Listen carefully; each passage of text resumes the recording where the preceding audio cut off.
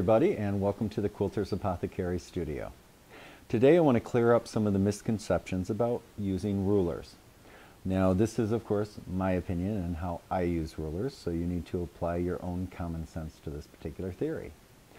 Now when I'm using rulers, one thing that I know for me that works best is if I am a right-handed individual, I'm going to have my ruler in my left hand.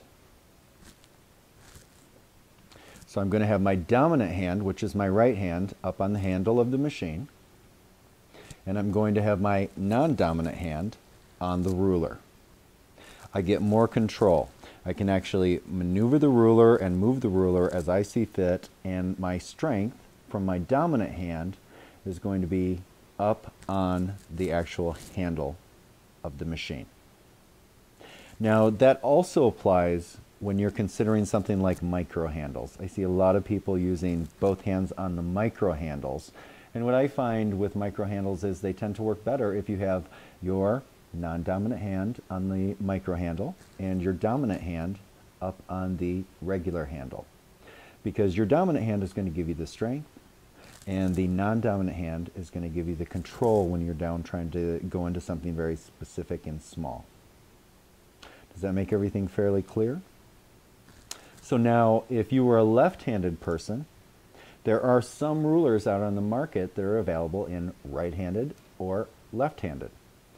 Now, I can't speak for everybody, but for Quilter's Apothecary, when we sell rulers, if it says right-handed ruler, that just means it's meant for right-handed people. That means that the ruler will be held in your left hand, even though you are a right-handed individual. Does that make sense? Okay, so on some of the rulers we have here, for example, the ditch ruler that I was just using as an example, doesn't matter. There are no numbers on this guy.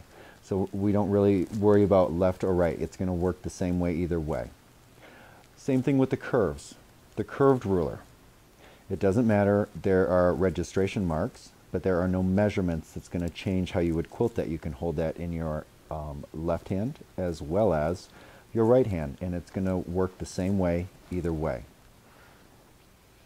Now our mystical mini ruler is available in both right hand and left hand version. Now when I'm working around applique, which is what this ruler is specifically for, and I put this around my foot, I like that up high. It gives me a little bit more control than if I were to have it down low. So for me, the right-handed version, which would be the one that you would order for right hands, is actually going to be held in your left hand. It's going to give you the most control. If you are a left-handed individual, you would get the left-handed version, which would be held in your right hand. Again, non-dominant hand typically is what we hold our rulers with. Now on the new Mystical 45, that particular ruler, it doesn't really matter. It's not going to make that much of a difference whether you get the left-hand version or right-hand version. The reason that I wanted two made for the Mystical 45 is that we actually have numbers on it. And I actually like to use mine to cut fabric. And so when I'm cutting, I like to see my one start here and work up to the highest number. And this is the medium, so this one goes up to 18. So the left-hand version is actually going to do the same thing. It's going to start at 1 and go all the way up. It's a very small reason to have a right and a left-hander's version of that particular ruler, but I think it's important. I like to always consider people that are southpaw or right-handed. So there you go. Hopefully that clears things up, and you all have a great day and take care of each other.